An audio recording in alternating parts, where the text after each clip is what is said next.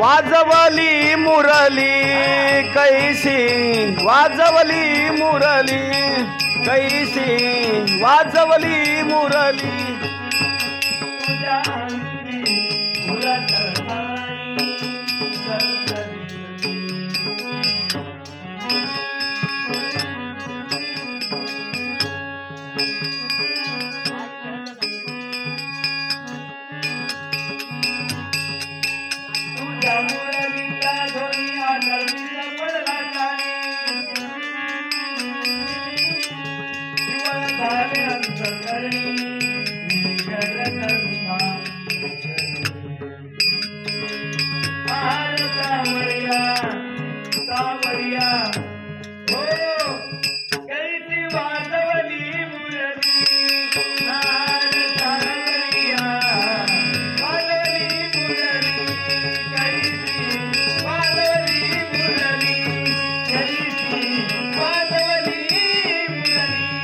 कैसी वाजवली मुरली कैसी, वाजवली मुरली कैसी, वाजवली मुरली कैसी, वाजवली।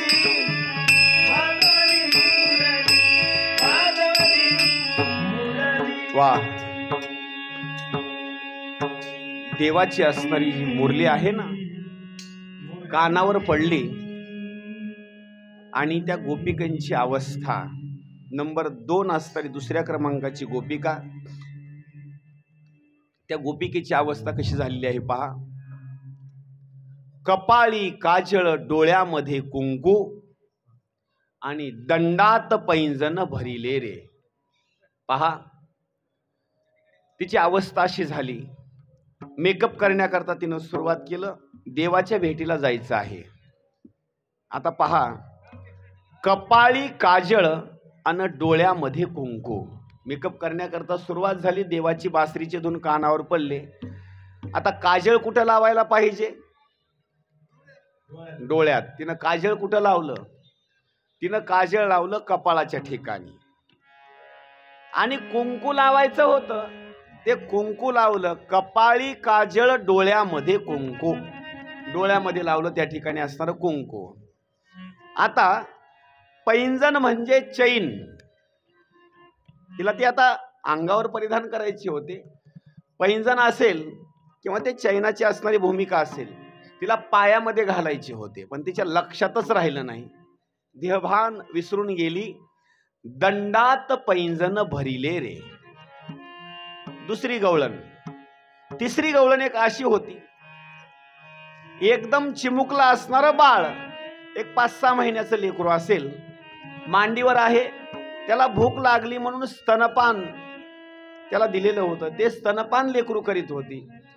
देवाची बासरीचे धून कानावर पडल्याबरोबर भाव विभोर झाली। तिला असं वाटलं आता लेकराला उचलावं, पाळण्यामध्ये टाकावं आणि देवाची भेट घेण्याकरता जावं। दुसरी एक गोष्ट, तिनं दूध तापू घालण्याकरता, आताच्या भागामध्ये तुम्ही गॅसवर तापविता, चुलीवर तापविता, पण जुन्या काळामध्ये एक तूप तापवण्याची एक पद्धत असायची। जमिनीला केलेला एक खड्डा असायचा, खड्डा, त्याला काय म्हणता? काही लोक त्याला आकटी म्हणतात, आकटीवर का लक्षात असेल तर। जमिनीपासून थोडासा खाली 1-1.5 फुटापर्यंत तो खड्डा असतो, त्याच्यामध्ये विस्तव टाकायचा, काही गौऱ्या टाकायच्या आणि त्याच्यावर असताना तो माठ म्हणा किंवा पातेलं म्हणा त्याच्यावर ठेवायचं, आणि त्याला बरोबर असताना त्या ठिकाणी उष्णता मिळते। तिला असं वाटलं होतं की आता ते दूध उचलायचं, ते दूध शिंक्यावर ठेवायचं। शिंक समजतं का? हा, जुन्या काळामधली पद्धत आहे बरं का ती शिंक। आता ती शिंक राहिलं नाही, आता दूध तापलं की डायरेक्ट फ्रीज मध्ये नेऊन ठेवायचं। आता ती शिंक नाही माहिती। तिला असं वाटलं ती ते दूध उचलायचं, शिंक्यावर ठेवायचं, लेकराला उचलायचं, पाळण्यामध्ये ठेवायचं आणि देवाची भेटीला जायचं। पण भाव विभोर झाली, लक्षातच राहिलं नाही तिच्या।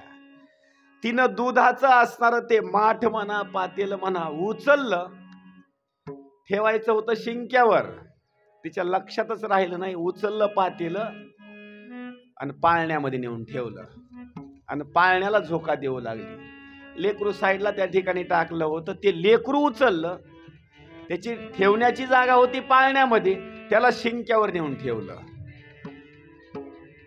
किती भावविभोर झाली.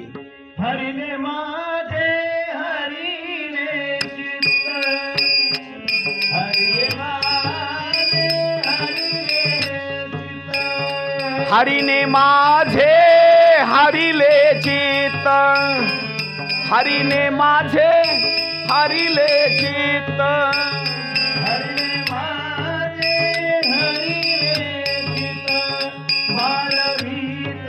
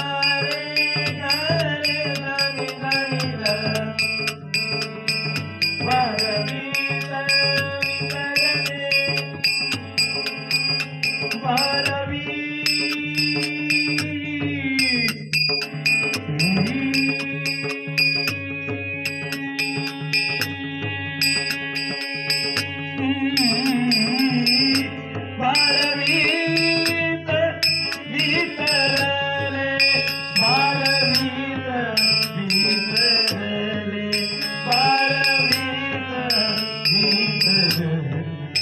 आता कैसी जाऊ घरा, आता कैसी जाऊ घरा, आता कैसी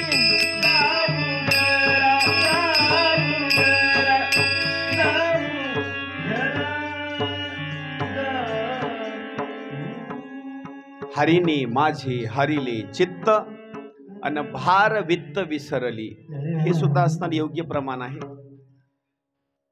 दही दूध तूप लोणी विकण्याकरता माठामध्ये भरलेला आहे आणि एक असणारी गोपिका निघाली. रस्त्यामध्ये देवाचं असणारं सौंदर्य पाहिलं आणि सौंदर्य पाहिल्याच्या नंतर आता म्हणायला पाहिजे होतं दही घ्या, दूध घ्या, तूप घ्या, लोणी घ्या, पण म्हणू लागली काय, गोविंद घ्या कोणी दामोदर घ्या. आता मला सांगा, माल आहे डोक्यावर वेगळाच, नाव घेतलेलं आहे वेगळंच, असं म्हणून विक्री होईल का?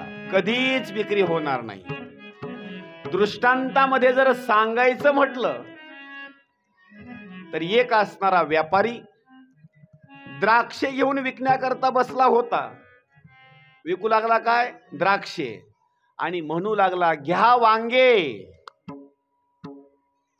विकायला बसलेला आहे द्राक्षे आणि म्हणू लागला घ्या वांगे.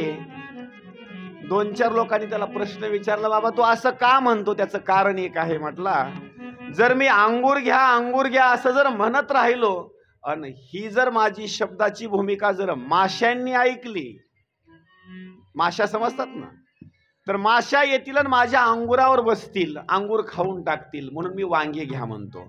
अरे बाबा, पण नुकसान तुझं किती होईल? गिराईक आलेलं परत निघून जाईल ना. तसं विसरल्या काम धंदा, भाव विभोर झालेल्या होत्या. चौथ्या गवळणीचं वर्णन केलेलं आहे. पती परमेश्वर कंपनीमधून म्हणा,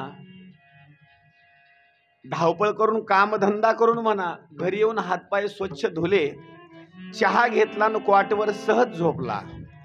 सहज पत्नीला विनंती केली, पाय भरपूर दुखत आहेत, थोडेसे पाय दाबण्याकरता सुरुवात कर. पाय दाबण्याकरता सुरुवात केली आणि देवानं तिकून बासरी वाजवण्याकरता सुरुवात केली. पाय दाबत दाबत इतकी भाव विभोर झाली, पाय दाबत दाबत दाबत पोटापर्यंत डायरेक्ट पुन्हा गळ्यापर्यंत. आता पाय दाबणं बंद, डायरेक्ट गळाच दाबण्याकरता सुरुवात केला. शेवटी पती परमेश्वरानं सांगितलं पाय माझे दुखायचे राहिले. आता बरं का, आता कशामुळे झालंय?